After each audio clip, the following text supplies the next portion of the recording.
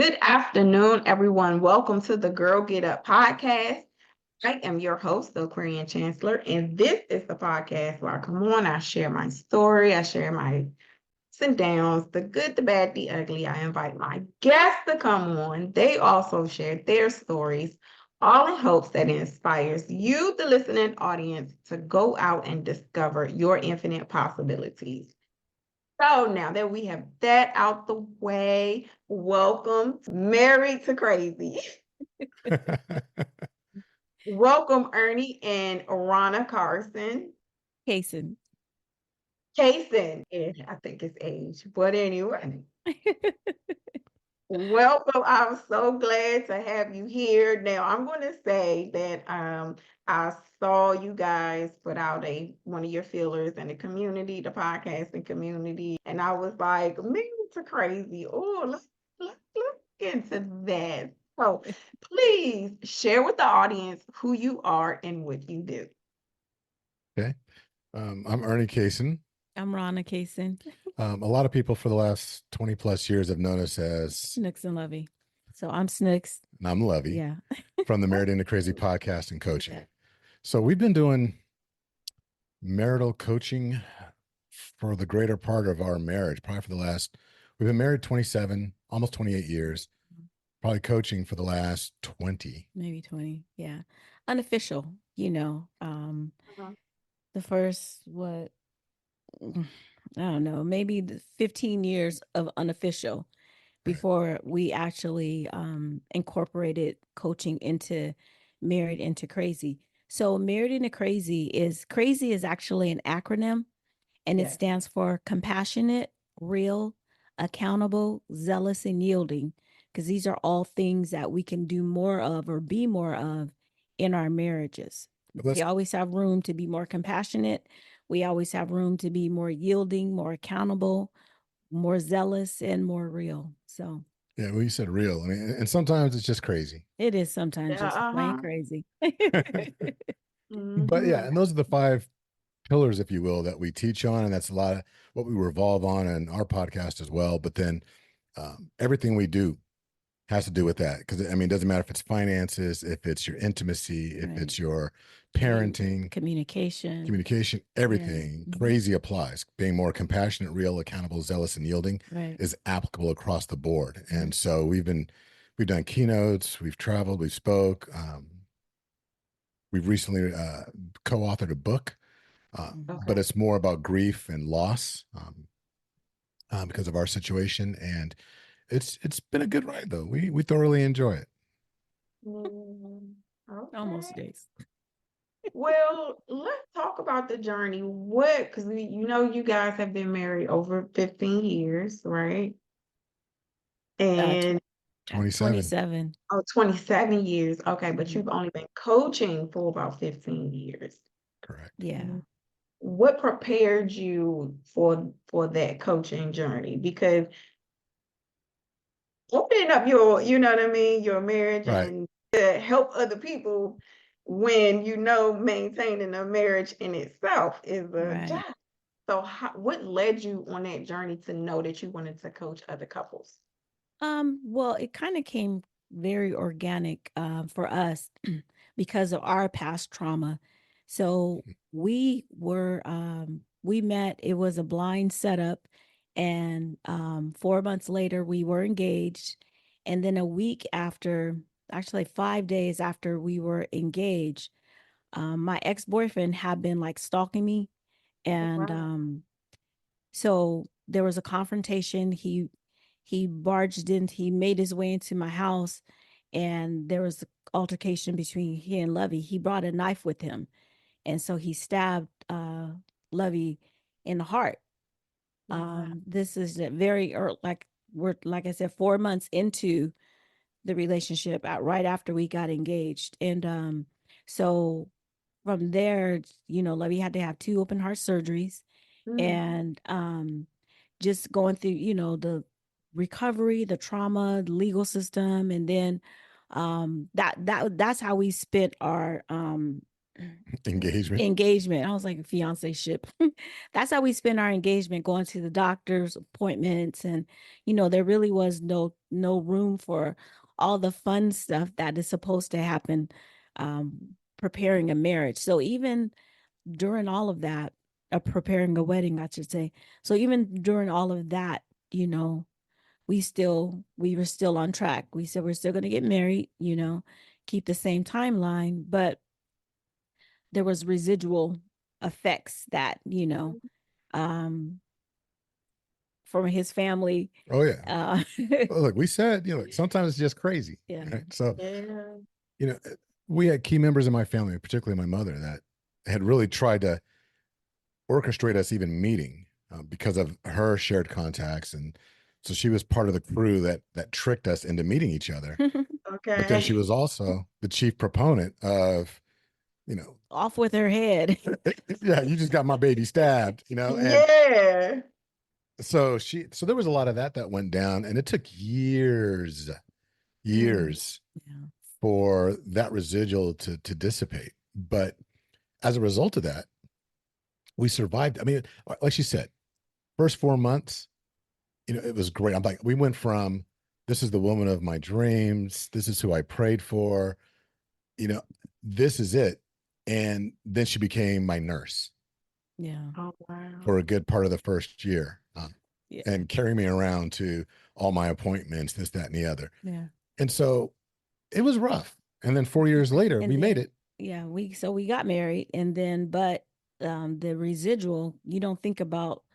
A lot of times, you think about something that happens and you just think about what happened in that moment, but you don't think about all of the residual collateral damage that unseen. So 4 years after we got married, 4 years to the date, I asked for a divorce. Oh, Well, she said 4 years to the date. Let's be clear. She's talking about this is his favorite part of the story. Go ahead. Go ahead. Go ahead. At our wedding anniversary dinner. I mean, it's actually our wedding anniversary at a nice restaurant. We're at Morton's, and Okay. it's a nice steakhouse. And then somewhere between the cream spinach and the load of baked potatoes, she just looks across the table and says, I want a divorce. I didn't do it like that. I know that's in his head. That's how he saw it. That's my Probably story. Yeah. he's gonna stick to it till we're 105 years old. He's gonna say the Amen. same thing. Because first of all, we didn't even have cream spinach. We don't even eat that. So anyway, but I did ask for a divorce on our anniversary. And so our anniversary is January 4. And by March 1st, Lovey was gonna move out. And I got laid off from my job. The day I got the before. day before. He had an Oh, apartment, wow. had a moving truck, everything. And I called him. I was like, hey, just FYI, I just got laid off. And so being the man that he is, he said, okay, I'm going to call the apartment and tell them that I'm not moving in. But my mind was still made up, and I was still on, no, I got this, figured out all my expenses, finances. I already knew what I was getting in unemployment. And I was like, no, you could still leave, and he just looked, he on the phone, it was kind of quiet. And he's like, look, he said, I'm not going to leave. I'm going to make sure that my family is taken care of. When you get a job, then we will revisit, but I'm not moving because my family comes first. And so, I was mad that he was like, he ain't going nowhere. I had attitude. I was so upset. But, one thing I will say is that, I kept saying I prayed about it. Right. Yeah. And I was like, okay, Lord, your will be done. Your will be done. Right. And the Lord was like, this is not my will. He was literally, we was arguing in the car. I'm arguing, I was like, no, Jesus, this is not how it's going to go, And he's like, this is not my will. This is not my will. And so I feel like he just was like, you know what, since you're being hard-headed, I'm going to take the thing away from you that you value so much, which was my job. I loved my job. I loved my job, And so when I lost my job, And he stayed too. I was like, Lord, okay, let me listen. So self-reflection, you talk Mhm. about digging deep within myself and being like, okay, you prayed for this man and you felt like, and I know that the Lord answered my prayers, um so what are you doing? So having to reevaluate, we had to go back to the drawing board ourselves and rediscover why we um Oh, we said I do. why we said I do. Yeah. So that process was very awkward, trying to get back in step with each other. But we kept doing it. We kept showing up. Reluctantly. Yeah, initially, so we would make we would go out to lunch. We didn't work too far from away from one another. So we Mhm. would meet on neutral ground instead of being at the house. Because, at home it represented just the things that I was upset about, like strife. We had kids and bills and, so we could never Comfort. really focus on each other and concentrate to get back because all this other stuff was like in the way. So we met on neutral ground. We met in our first, what was our first meeting place? Was it your dad's house or were you No, at the the restaurant? grill, the restaurant. So we went to this little restaurant, like deli place, and we would sit there. And initially we kind of just sat there We and stared at each other. yeah, making small talk. I mean, he's my husband. Why is it awkward for me to have small talk with him, Mhm. So we had to, little by little, the talking became easier and easier. So then we moved from the little restaurant grill because they closed it to my father-in-law, his dad's house in the backyard. His Okay. dad was all about our relationship. Great man, great man. He was all about our relationship and us working it out. So he was like, "Hey, whatever you need." So we would meet over there and we'd have lunch. Um, and what was it, once a week? Yeah, it was once a Once a week, week. and it was wild because we would have these lunches and then go home and pretty much go back to roommate status. It's not like Yeah. it carried over into the home because there was You we know, were young, yeah. we were struggling. She had just lost her job, and I'm not gonna Well, lie, I started yeah, working she again. did, but it was one of those. But it was still that thing. Like it was like the come up. She had to like build her way back up, and then on Mhm. top of that, I still had some residual like, yeah, well, you didn't want to be married to me anyway. It was Yeah. so there was I had to get over some ego, and then we went through counseling, Yeah. and it didn't really work out all that great. But then I Yeah. also had an Mhm. aunt and an uncle. They were the North Star for us when it came to our marriage. Okay. And so then they became our unofficial coaches, and they poured into us. And then Mhm. and I don't remember a specific day, time. I don't know if you do, that That all of we a sudden connected. We were we, just back. we were just We were back. we were back. We just bounced back and we're like, you know what? The past is the past. Well, I will say this. I had to actually take responsibility for the man that I was and how I was showing up as a husband and Okay. who I really wanted to be. I had this vision of who I was, but I wasn't even meeting the metrics for being that individual. And I had to stand up to some of my family members, like my mother, my grandfather, my grandmother, another uncle, and basically say, no, that's how you guys do things. This is my story.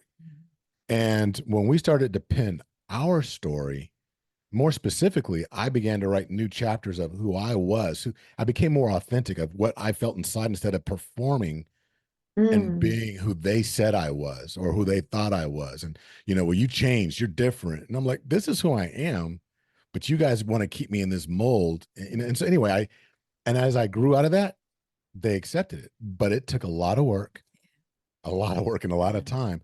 But what became first was, anybody that's in the educational system, you'll remember that there's this the heliocentric system, right? The sun is in the center of the universe. Right. Mhm. Everything revolves around it.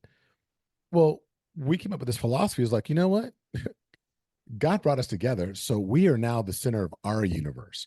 So we're Mhm. the sun that has gravity, and everybody else, kids, parents, siblings, friends, everybody had to be. They were the planets that had to revolve around us.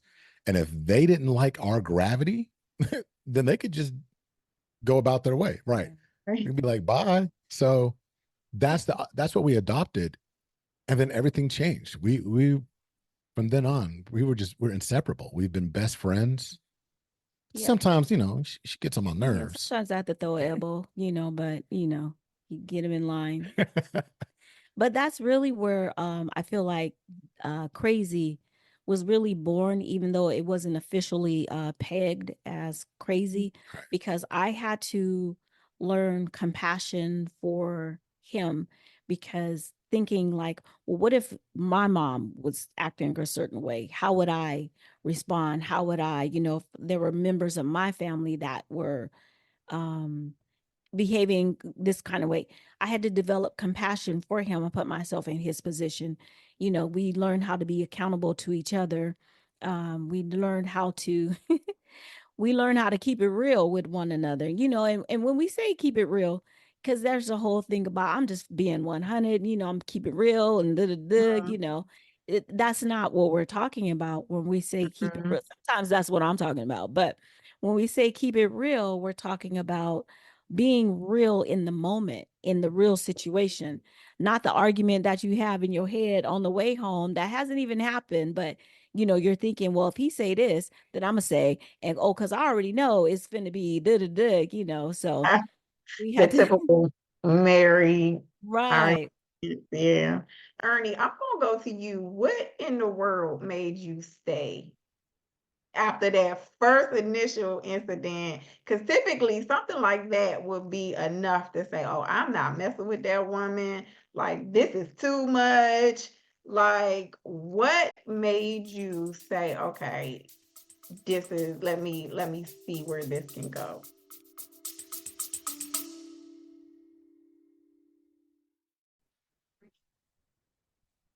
Are you ready to take control of your personal and professional journey? If you are chasing creative goals, building your dream brand, or landing that perfect job, I've got the tools to help you succeed. Need that perfect handheld accountability planner? The accountability planner for the creative woman is your ultimate companion for staying focused and turning big dreams into actionable steps. Or are you struggling to align your brand with your business goals? Well, the How to Conduct a Brand Analysis Guide breaks it all down, giving you step by step strategies to refine your brand and grow your audience. Or, last but not least, for those climbing the corporate ladder, the Resume Toolkit gives you everything you need to craft a standout resume and land your next big role. From day one, I've always let you know that you are the star. So shop with me and take your first steps toward your brightest future. Start your journey to success today. Now, back to the episode.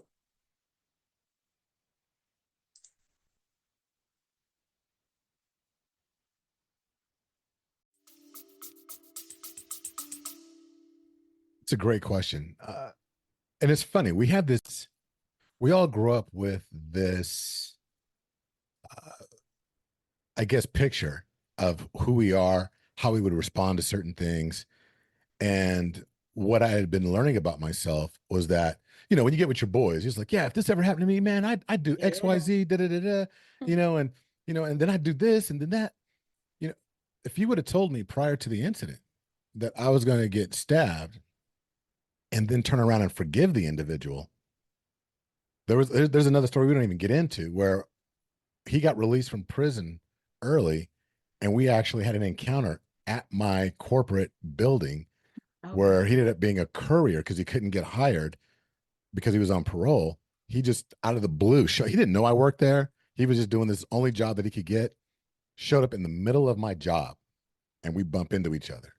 Mm. And now the guy growing up was like, man, if I ever see him again, it's on site. You know what I'm saying? It's like we're gonna handle it. The first thing I did, told him I forgave him and asked him if we could pray. And that Wow. was so. Holy Spirit's been extremely active in my life, even when I Mhm. didn't know Holy Spirit was riding shotgun. And so you asked why I stayed. Things like that happen. And so there was evidence being formed in my life that rather keeping it real, rather than being, who I said I was going to be. I needed to be what I felt, what spirit led, going in the direction that I was supposed to. And then when she called and said, "Hey, I got laid off," because I was conflicted initially. It was like, we got to work this out. What do you mean you don't want to be married to me anymore? We can fix this. To when she was adamant about, I'm done, I'm out. Part of my personality is, okay, once we close that door, that's it. There are no do-overs. I don't go back. I continue to move forward. I'm not a big believer in going backwards. I'll take the failure and keep it moving because now it's a lesson and I won't repeat it. And that's how I was looking at this as well. I told her, once I leave, that's it. I'm not coming back. And so we were on the cusp. I mean, literally, we're not making this up. Had the U-Haul truck, had the deposit on the apartment. I'm ready to get my stuff, right? And I get the call that happened, and my spirit was like, "You're not going anywhere. You need to stay there, make sure that they're taken care of." The last thing I'm going to do is have them worrying about where the food's coming from, even though she had money coming in. It's like, no, I'm from like unemployment or what have you. I'm like, I'm not going to deal with that. That's not who I am. And that's what made me stay. And when I said we met reluctantly, because there was residual. I didn't want to have lunch, though. I think it might have been my idea to do it. And I don't know where I came from, but we got into this routine. Take credit. I'm gonna take credit for it. Forever. Oh, Look, you get credit for asking for the divorce. I get credit for saving us. wow. No. But it was one of those things where it was part of my, I guess, my character that I was still discovering that aspect of my character, because we got married at like 27. So we were still relatively young. And so there's a lot of development. People forget that when you say I do, regardless of what age you're at, there's maturity and growth that happens after that day. Marriage isn't the destination. Once you say I do, you didn't arrive. That's when the work begins. And so that's where we were. And so that's why I stayed, because it just felt right. It felt like it's what I was supposed to do. And it felt right. There was no buyer's remorse. There was no, I'm doing the wrong thing. Like I'm forced. There was no, I'm at work and like, I got to go home to this. There was some hesitation in respect, like, I don't know how we're going to get through this. It was more than that. It was more that than, I can't stand this chick. I don't even want to be here. It wasn't ever that. And so because we never got there, because those feelings never entered, it was easier for me to stay. Rana, as someone who actually took care of him throughout that process, nursed him back to health, you did all of those, and 4 years later, you decide, okay, this is not working for me. Like, was it something that you were still holding on to from early on that kind of, sat with you and it came up later on, or was it just the current circumstances at that time to say, I just want a divorce? No, I feel like it wasn't anything that I was well, I mean, it was a gradual, it was a buildup, it's like, it was like, how an avalanche starts, little snowball, and then it just gets bigger, bigger, bigger, bigger, bigger, to where just like, okay, I just can't anymore. From the day of, from the day that he was stabbed, till I said that I wanted a divorce. There was so much that was going on, as far as like, he and I, nothing between he and I, but it was all the other people, so I just couldn't, I'm like, you know what? I can't take anymore, because if I have you, then that means they're coming too. I have to have them. And I'm not a kind of person, that I've not been in my past, the kind of person that will just sit by and let you disrespect me, be disrespected or whatever. I grew up fighting, and to not be able to fight the way that I wanted to fight, I was like, this is not me. I'm not comfortable. I'm out of my, So it would always be, like that thing you dread, like, Mhm. oh God, I gotta go again. I gotta go over there again. Whatever it was, I'm like, I don't want to go.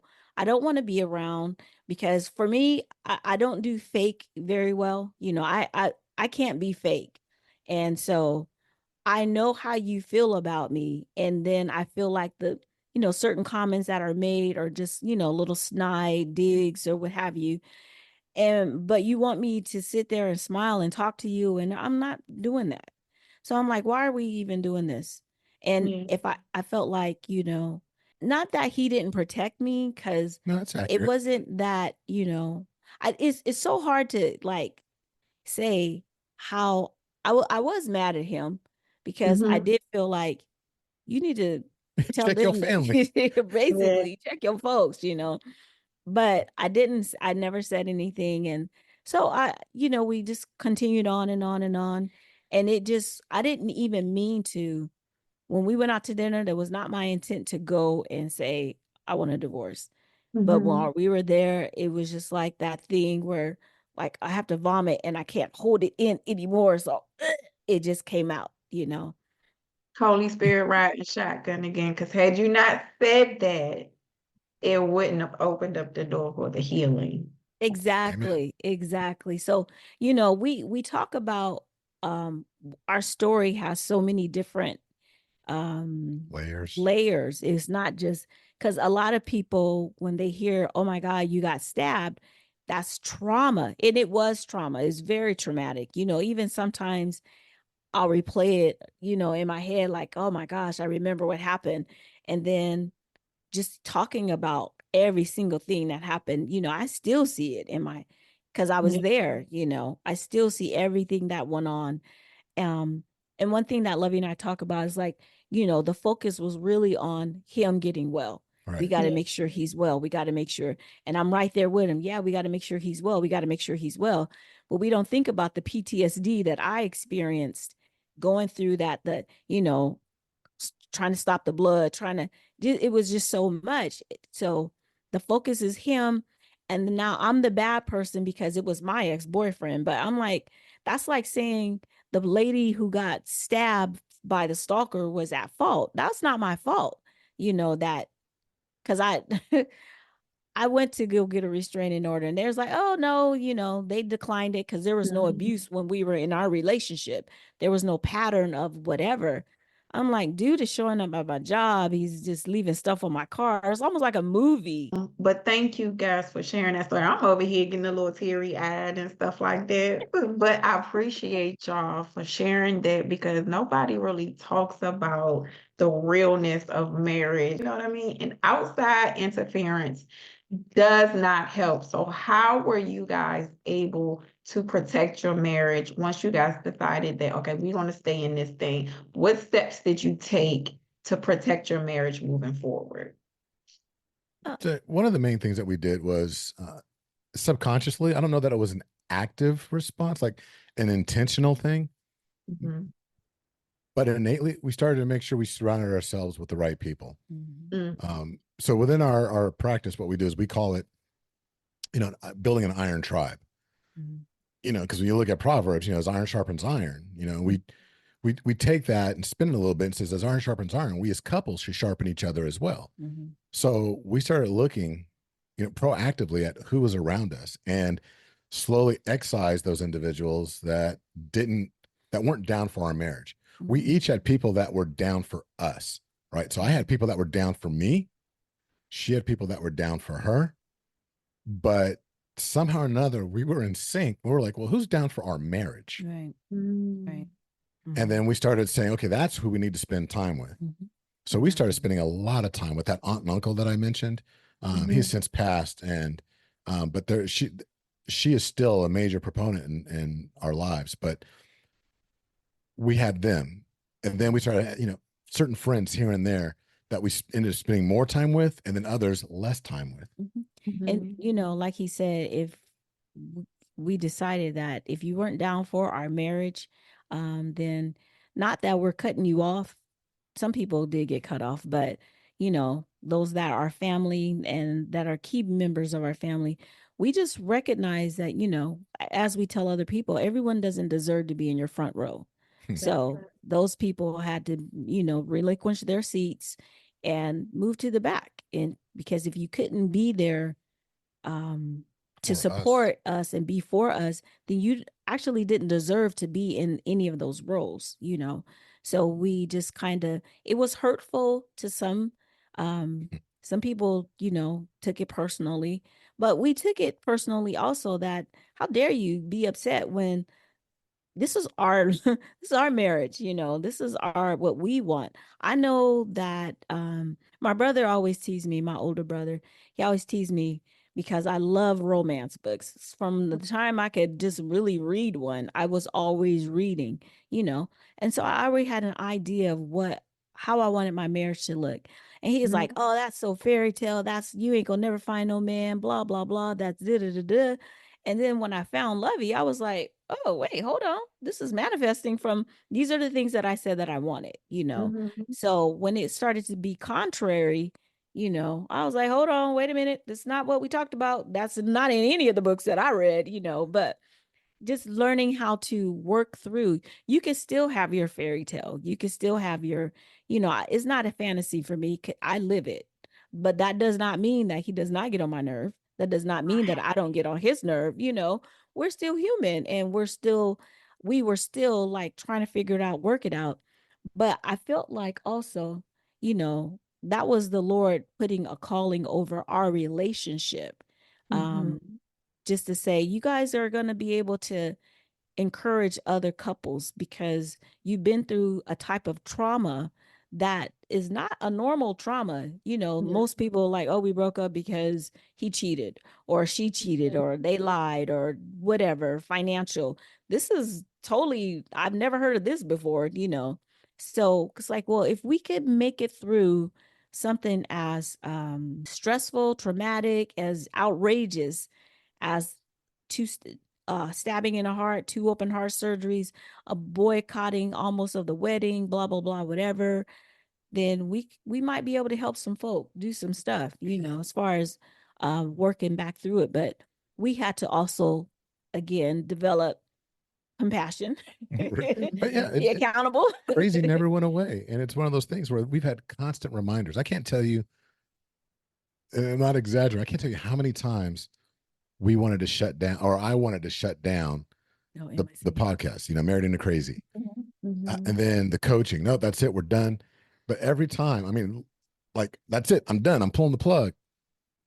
God would give a reminder that, silly boy, your marriage don't belong to you, it's mine. Yeah. Right. Wow. And he would literally about to shut everything down, remove subscriptions, get rid of Libsyn, all of that. And then an email comes in from some random person in South Africa talking about how our podcast is helping them, with this advice. And they really resonated with something Snook said. And that helped her just, put more effort in it. And I'm like, okay, where's this coming from? And then, so we have that framed. And then there's and it's just, I can tell, there's so many stories about every time I felt like, that's it. Then somebody would just out of the blue reach out and say, you guys have made a difference. And then it makes us realize that if nothing else, we're here to let other people know that you're not alone, in the challenge, in the journey. And I don't want to call it the struggle, but there's joy. There's so much joy. And we like to remind people about that as well.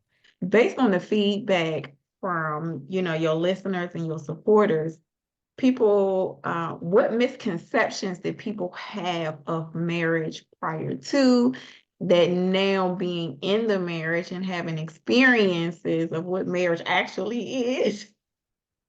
What are some of those misconceptions? Could you share that with the audience? I have one that immediately came to mind, but you go first. Because I'm trying to think. I mean, there's so the as soon as you said that, before you even finish your sentence, the one that pops up to me is the worst piece of, I think, the worst piece of advice. Well, if it was meant to be, it shouldn't be so hard. Okay. And the reason why I say that is because on the other side of that coin is anything worth having, right? You have to put in some work. people forget that, everyone loves the harvest. Everyone loves going out and sitting, getting to the restaurant, eating the food and talking about, oh, this is amazing. Where was this grown? And blah, blah, blah.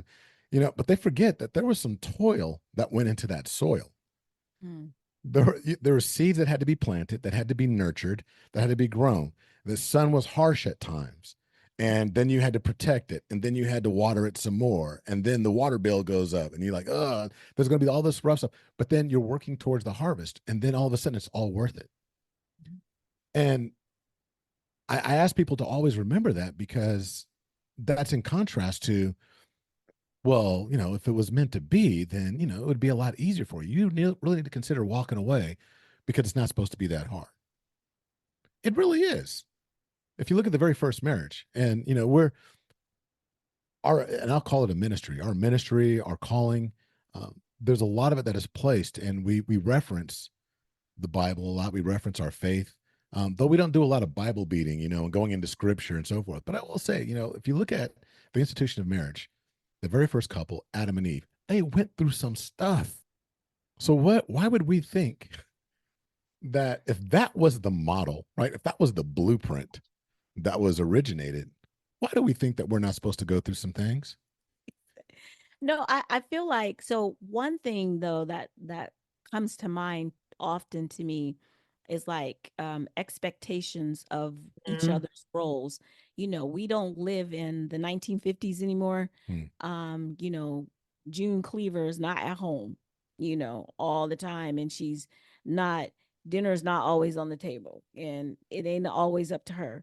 I feel like the expectation going in is like, um, you're going to do this, and this is how it's going to go, because that's how it went in my house, or that's how I've seen. And it's like, well, no, we need to talk and discuss who's going to do what, having that open communication of, and not the expectation that what you saw growing up is how it's going to be in your house, because we grew up, there's a lot of similarities, but you know um there was a lot of different,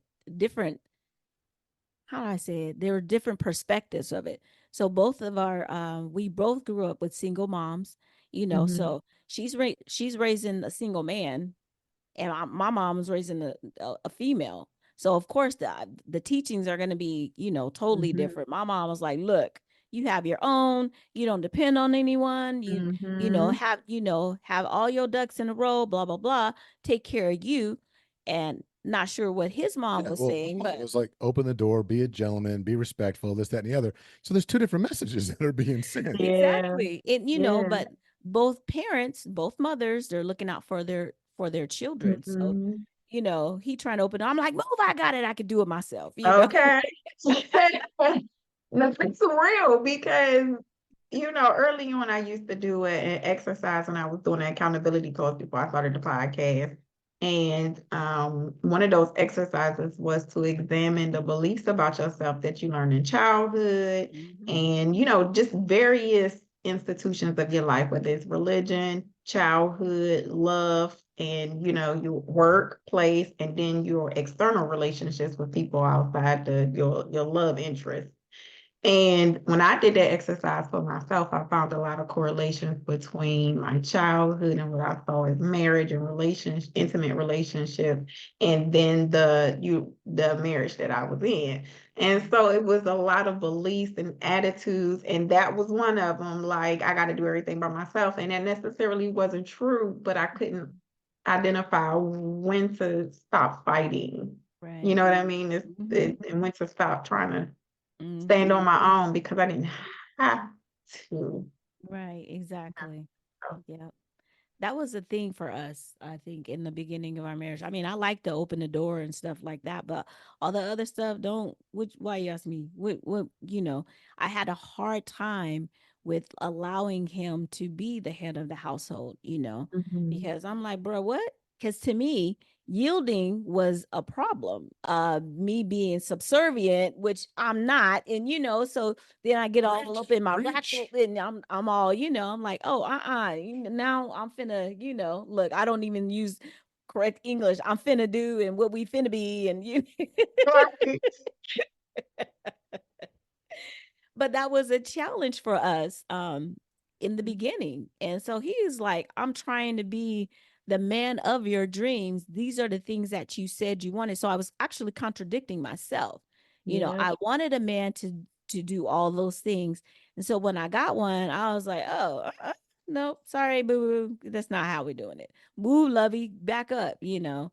So I had to learn to trust him. And I think it Mm-hmm. comes from a place of trust. You Mm-hmm. know, it comes from a place of trust. I had to learn that he's trustable. I could trust in him, you know. Um, I don't have to hold on to everything and get the bag and get the bacon and all that, you know, the old commercials. I don't have to do all that. You know, we don't have to be the superwoman that we're told that we have to be. Right. I mean, there are times when I am that superwoman, but superwoman takes breaks too. She gets Mm-hmm. vacations. You Oh, know, we and sit on the couch and watch TV. You know what I mean? and trust. Take a There are times breather. where I want her cape to be flowing, right? I was like, yeah, get your Mhm. cape out. And Right. I'm over here juggling. Look, my cape is out. I'm handling this. Put your cape on. Get out there and do that. But I can't tell you how many times it's a standing joke with us, but it was so real and it showed up so many times. We'd be out on a date, dancing, and in the middle of the song, I'd be like, "Can you let me lead? Oh. Can I lead?" And I'm like, what? I'm not doing anything. I'm just dancing.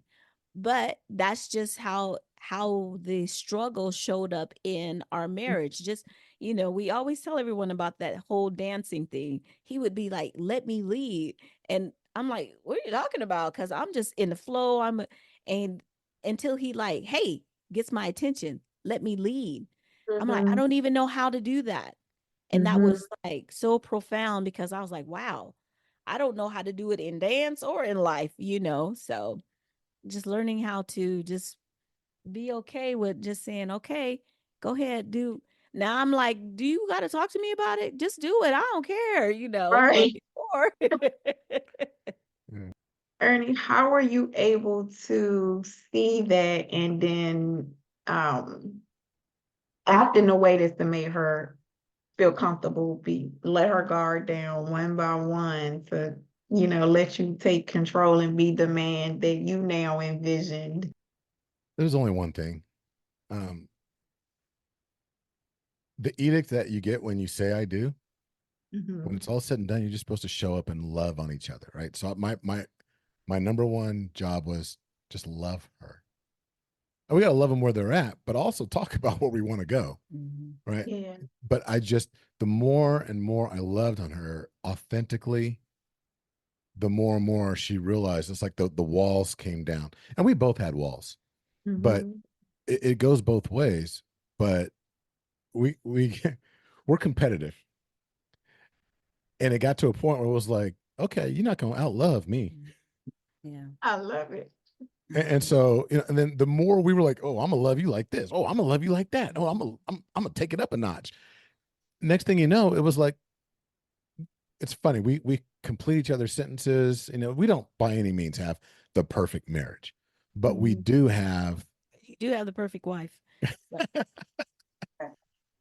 But uh, Well but we said. do have a very imperfect way of seeking perfection for each other, Mhm. and we just keep working at it. And I just kept showing up, and I just kept loving on her. And after a while, it was like, instead of her doing, it was like, oh, hey, what do you think about this? Or I want your opinion on this, that, and the other. And then there was the opportunity to lead, just like anything else in life, right? You pray to God for, give me patience. Does God give you patience, or does he give you a situation where you can practice that patience, right? Where you can learn how to flex that muscle. So I ask, let me lead. And then what would happen? God would create situations where I was meant to lead. Mhm. So show up, show up and lead. It's so funny. There was another podcast I listened to a while back, and they talked about the credit score. Okay.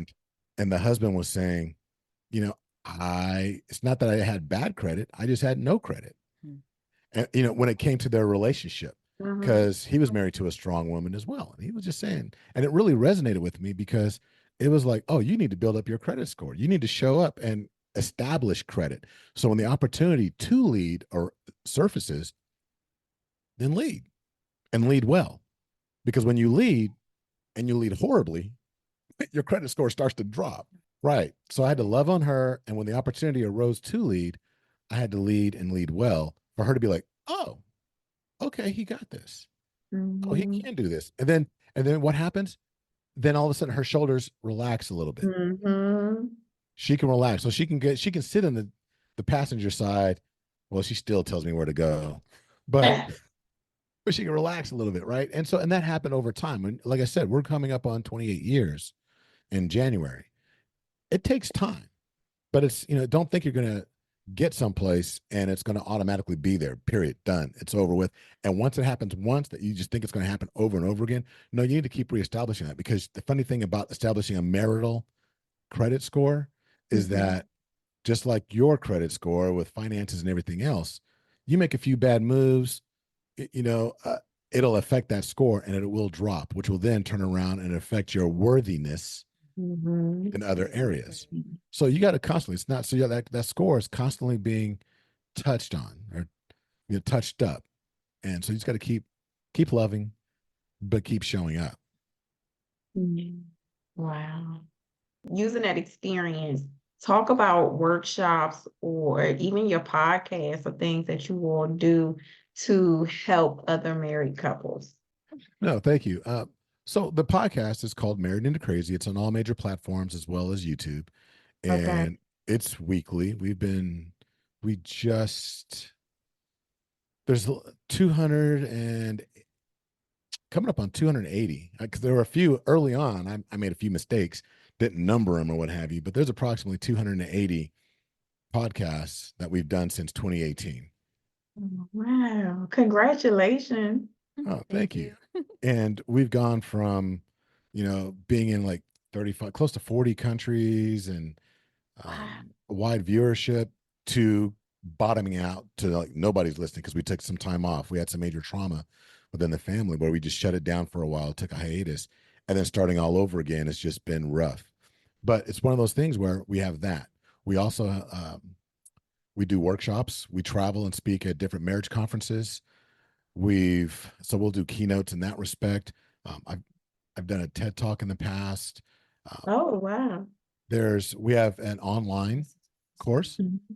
It's called Raise the Bar, and bar is an acronym. I guess we like acronyms. Bar is an acronym. It's belief, actions, results. And if you go to raisethebarmarriage.com, you'll see that we have testimonials from other couples that have taken it, premarital, as well as those individuals that have been married for a short period of time and for a long period of time, and what this has done for them. But it helps you actually develop your beliefs, your actions, and your results. Because if we actually establish our beliefs, those beliefs are going to dictate your daily actions, and it's those actions that are going to yield results in your relationship. So we have a video series for people that aren't quite ready for the coaching that we do, the couple to couple Mhm. coaching. And it's a self-paced program where you can watch these little small vignettes. We ask you questions, give you things to think about, and there's a workbook where you just kind of work your way through. But it's meant to generate conversation between the couple, and so it's worked phenomenally well. And that's available on our website, Married into Crazy, under the coaching tab as well. Those are the things that we do mostly. And then recently, there's a book you can get on Amazon called Out of Order, where we were Mhm. co-authors. We each wrote a chapter in that book because last year we lost our eldest child, our son. I'm sorry to hear Um, yeah, he was murdered, and so an opportunity presented itself from another person that lost her son a month after we lost ours, to pen a book, and it's all parents that have lost a child that have come Mhm. together with their respective chapters to discuss, the grief journey, and also how they rediscovered hope, and just talking about letting people know that you're not alone, and that there's ways to get through this. Not saying it gets better, but it does get different. And so we each penned a chapter.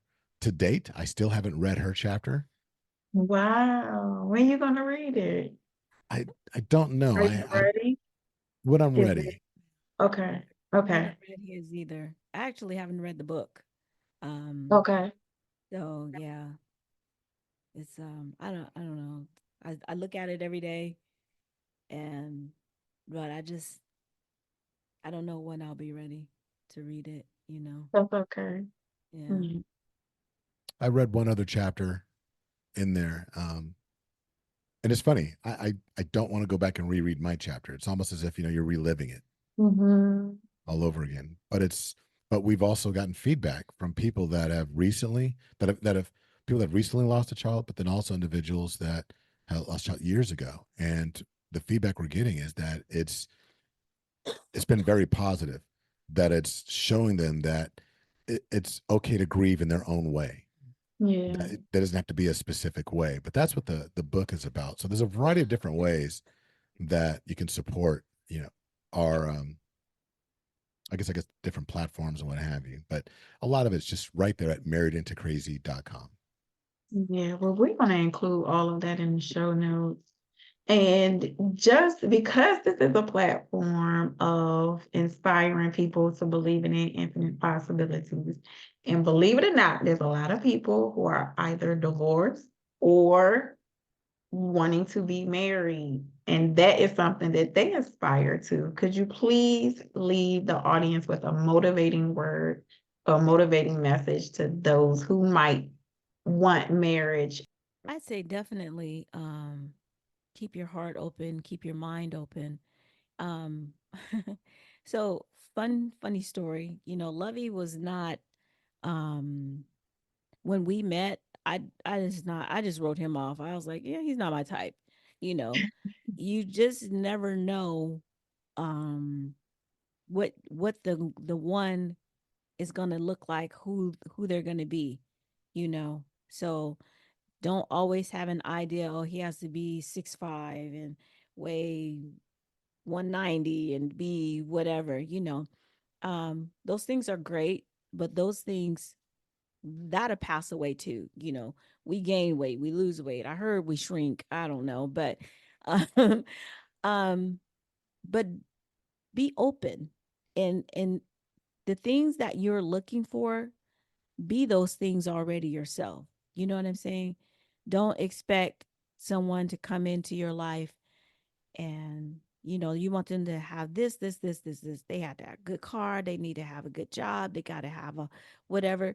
Make sure you have those things yourself. So Mhm. be working so that you all are in alignment, because that person could walk in and but you don't have anything to bring to the table yourself, and so they'll keep on going. Yeah.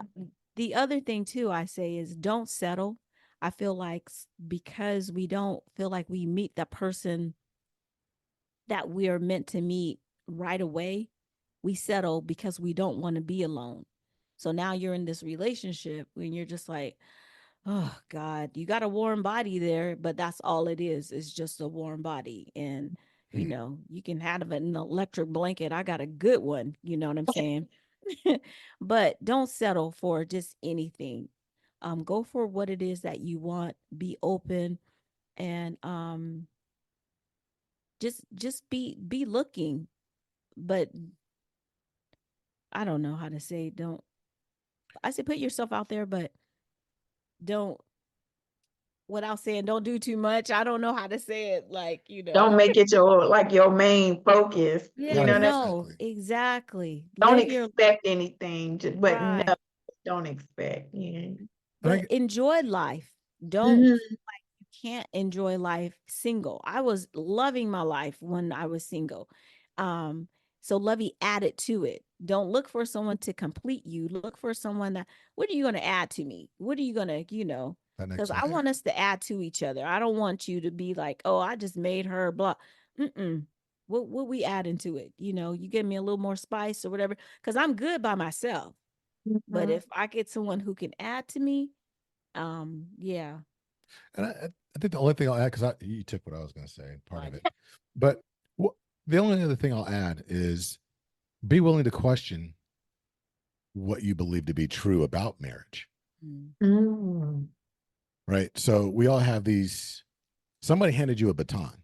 And that Mhm. baton's a belief from, whether you watched it with your parents, grandparents, aunts, uncles, friends, community, whatever, you have this picture of what it's supposed to be. And there's nothing wrong with that.